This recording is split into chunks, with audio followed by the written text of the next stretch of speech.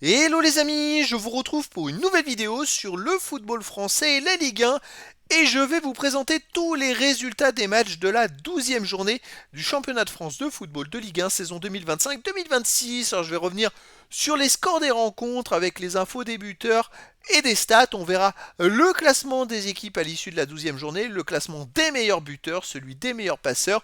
On verra également le classement des XG des buts attendus, positif, négatif, de son équipe, des équipes adverses, et on terminera par le calendrier de la 13e journée avec les dates horaires des matchs, équipes qui s'affrontent et place au classement des équipes qui s'affrontent. Alors, cette 12e journée a démarré le vendredi 7 novembre et le Paris FC 11e a perdu à domicile contre Rennes le 12e, le 10e, pardon, un but à 0, but pour Rennes, Mbolo, 81e minute.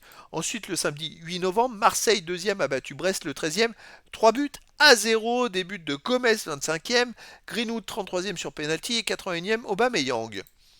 Le Havre le 12e a fait match nul contre Nantes le 15e, un but partout. But pour Nantes, Ablin à la 4e minute, égalisation pour le Havre, Loris 90e minute. Il y a aussi Monaco 5e qui a explosé à domicile contre Lens, le 3e, 4 buts à 1. Des buts pour Lens, Edouard 21e, égalisation Balogun 37e sur penalty pour Monaco. Deuxième but Saïd pour Lens 40e, troisième but Sangaré pour Lens 45e et quatrième but Saïd pour Lens à la 60e minute. Les matchs du dimanche 9 novembre, Lorient le 16e a fait match nul contre Toulouse le 9e, un but partout. Alors pour Lorient, but de Pagis 44e sur penalty, égalisation pour Toulouse, Sidibé 65e sur penalty. Metz, le 17e, a encore gagné. Ils ont battu Nice, le 8e, 2 buts à 1. Ouverture du score de Shaw pour Nice, 35e. Égalisation Hein, 53e sur penalty pour Metz. Et deuxième but de Metz, de Diallo, 84e minute. Angers, 14e, a battu Auxerre, le 18e, 2 buts à 0. Des buts de Akpa, 71e contre son camp, et Peter, 87e pour Angers. Strasbourg 7e a battu Lille le 4e, 2 buts à 0, des buts pour Strasbourg, des mégas, 33e et 62e minute. Et le dernier match, Lyon 6e a perdu à domicile contre le PSG le premier, 3 buts à 2, avec ouverture du score pour le PSG, Zaïre Emery 26e, égalisation Morera 30e pour Lyon, deuxième but Kvaratskhelia 33e pour le PSG, égalisation Maitland-Niles 50e pour Lyon, et dernier but marqué par Joao Neves à la 95e minute pour le PSG. Au total, 4 victoires à domicile, 2 nuls, 3 victoires à l'extérieur, 14 buts à domicile, 11 à l'extérieur, 25 buts au total, 2,78 de moyenne par match, et aucun 0-0 dans cette journée.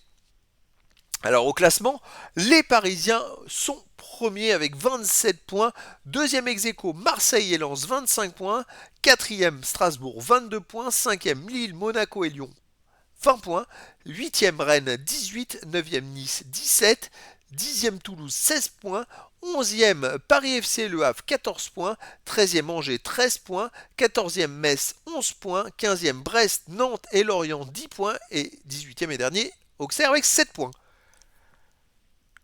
Le classement des meilleurs marqueurs, en tête toujours Panicelli de Strasbourg 9 buts, deuxième ex-aequo Le Paul de Rennes et Greenwood de Marseille 8 buts, quatrième Diop de Nice 6 buts, cinquième ex-aequo Sulk de Lyon, Édouard de Lens, Saïd de Lens, Kebal du Paris FC, Fatih de Monaco avec 5 buts. Le classement des meilleurs passeurs, en tête Thomasson de Lens 5 passes décisives, deuxième ex-aequo Correa de Lille, Kebal du Paris FC, Barco de Strasbourg avec 4 passes.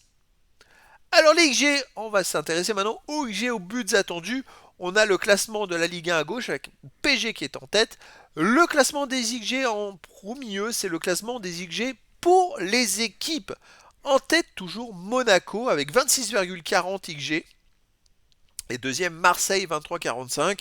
Le PG qui est pourtant en tête du classement n'est que sixième avec 19,39. Vous voyez comme quoi, c'est pas parce qu'ils sont premiers et qu'on a l'impression qu'ils dominent toutes les rencontres, qu'ils ont beaucoup de XG de buts attendus. Voilà, tout simplement. Et sinon, on a aussi Lorient qui apparaît en 7ème position, alors que Lorient, au classement, ils sont 17e, parce que ça reflète un petit peu quand même le classement. Hein. C'est quand même à souligner qu'à peu près, ça reflète ça. Sauf que voilà, on a par exemple Nice qui est 15e au IG et qui pourtant au classement est 9e. C'est voilà, il y a des petits écarts comme ça, mais c'est comme ça. Et en défense, par contre, l'équipe qui encaisse le moins de XG en même temps, le PSG est peut-être l'équipe qui a la meilleure possession, la plus grosse possession, j'imagine, je suppose. Le PSG est en tête avec seulement 11-14 contre eux. Deuxième Marseille, troisième Lyon. Lyon, c'est une équipe qui défend beaucoup cette saison. Malgré tout, ils sont que septième au classement. Mais voilà, Marseille aussi est deuxième du classement. Ils sont deuxième en attaque en XG, deuxième en défense en XG. Ils sont deuxième au général. C'est logique. Sinon, on a encore une fois Lorient qui n'est que qui est sixième. Alors ils ont septième attaque en XG, sixième défense en XG et pourtant ils sont avant-dernier du classement. Mais parce qu'ils prennent un nombre de buts par XG qui est monumental. 26 buts encaissés avec 16 XG. Alors vous avez dans la colonne coef XG, c'est le coef malchance qui est en vert, c'est les équipes qui sont malchanceuses. Dans les 10 premiers, on a Strasbourg qui a moins 0,06. C'est équilibré. Hein. Sinon, on a Monaco moins 3,68.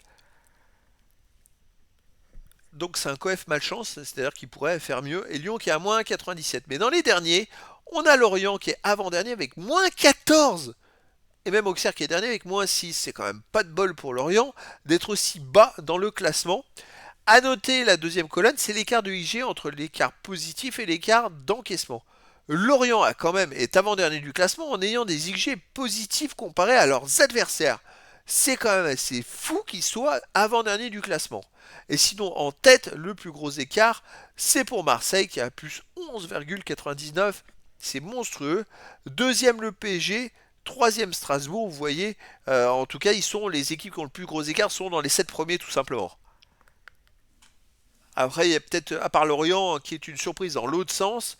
Voilà, c'est un peu quand même à souligner. Et ça reflète un petit peu la moyenne générale des XG.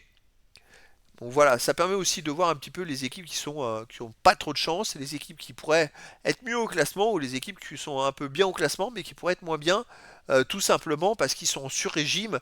Je pense à Rennes et Nice, qui sont 8e et 9e avec des coef de chance de malchance de chance pardon qui est à plus 5,05 et plus 5,06 sur les deux équipes.